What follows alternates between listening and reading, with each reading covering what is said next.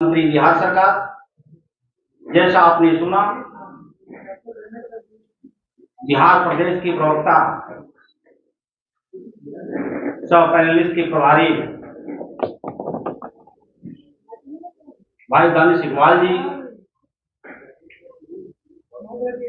बबलू प्रकाश जी, खासकर समय 11 बजे से बापू सभागार के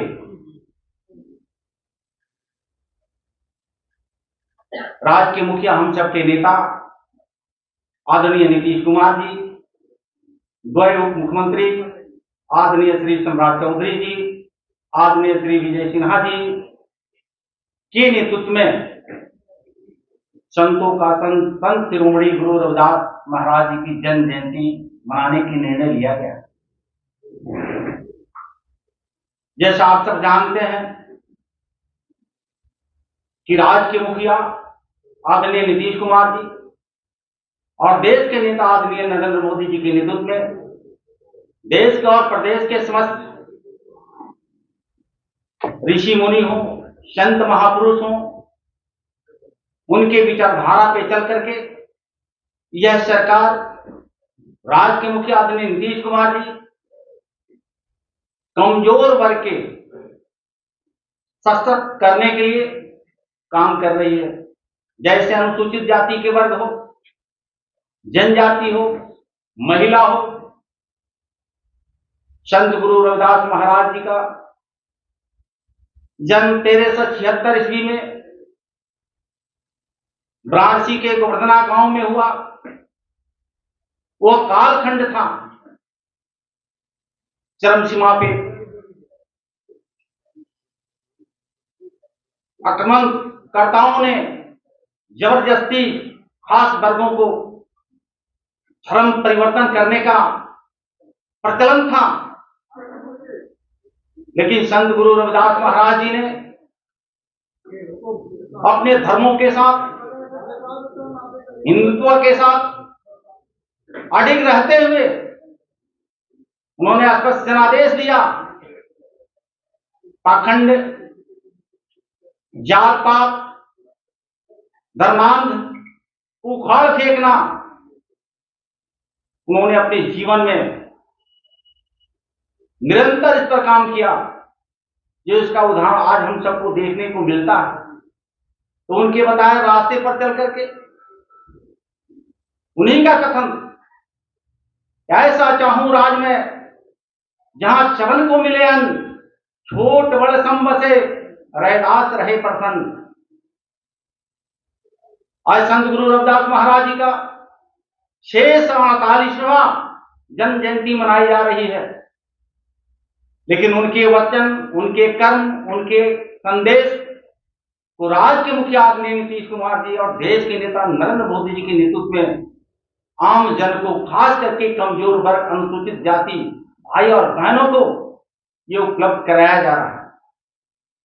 मुझे खुशी है, हर्ष भी हो रहा है बताने में कि आज अनुसूचित जाति जनजाति कल्याण हेतु जो मंत्रिपरिषद का सदस्य बना करके यह समाज को, कमजोर वर्ग की सेवा करने का जो अवसर मिला है, इसी अवसर के रूप में माननीय मुख्यमंत्री आदरणीय नीतीश कुमार जी, द्वय उप मुख्यमंत्री जी के नेतृत्व में 12 तारीख को गुरु रविदास महाराज जी के जो बापू सभागार में जन्म जयंती मनाने का निर्णय लिया।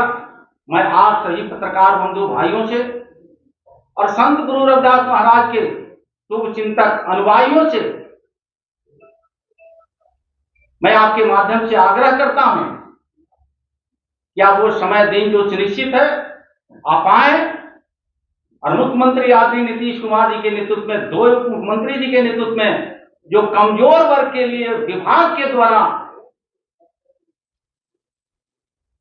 जो अनुसूचित जाति के बच्चों को पठन पाठन कैसे हो, कमजोर वर्ग के ऊपर अन्याय कैसे रोका जाए, अगर अन्याय होता है तो उसको न्याय कैसे दिलाया जाए, सरकार ने तमाम नियम कानून बना करके और कमजोर वर्ग के लोगों को मजबूती प्रदान की जा रही है। आज इन्हीं चंद बातों के लिए आपके बीच में मैं आया और जो सरकारी प्रोग्राम है जो हमने पहले भी चर्चा किया, इस कार्यक्रम में बड़े पैमाने पर सरकार के अधीनस्थ पदाधिकारी और मेरे विभाग से 9,500 बिहार में जो विकास मित्र के रूप में कार्यरत हैं, जो केंद्र और राज्य के द्वारा चलाए जा रही योजनाओं को आम जन तक पहुंचाने के लिए दायित्व जिम्मेवारियां दी गई है, वो तमाम लोग मौजूद रहेंगे और राज्य के मुखिया आदरणीय नीतीश कुमार जी के आशीर्वचनों मिलेगा। जिस सरकार को योजनाओं के माध्यम से हम और मजबूत कैसे कर सकते हैं, ये सबका मार्गदर्शन माननीय मुख्यमंत्री जी को प्राप्त होगा। धन्यवाद। आपने अच्छा सवाल किया। ये सरकार से हक भी बनता है, जब हम रोजगार दे रहे हैं, नौकरी दे रहे हैं, यही सरकार दे रही है। पूर्ववर्ती सरकार में तो लाठियां मिलती थी। पूर्ववर्ती सरकार के तो नेता ये कहते थे, नो वर्क नो पे, काम नहीं तो पैसा नहीं। ये बिहार के नौजवान देखा है। मैं धन्यवाद देना चाहता हूं राज्य के मुखिया आदरणीय नीतीश कुमार जी को कि कोई भी बेरोजगार नहीं रहेगा। जो रोजगार और नौकरी कर रहा है तो उसको वेतन भी नहीं रुकेगा, उसको मिलेगा। आज महागठबंधन के लोग इतने बेचैन क्यों हैं महादलित की बात करने के लिए? 15 साल तो बिहार के लोगों ने उनको मौका दिया था। ये बिहार के दलित उनसे जानना चाहता है कि आपने 15 साल में बताएंगे, आपके पुत्र श्री तेजस्वी यादव जी बताएंगे कि आपने दलितों के लिए क्या किया।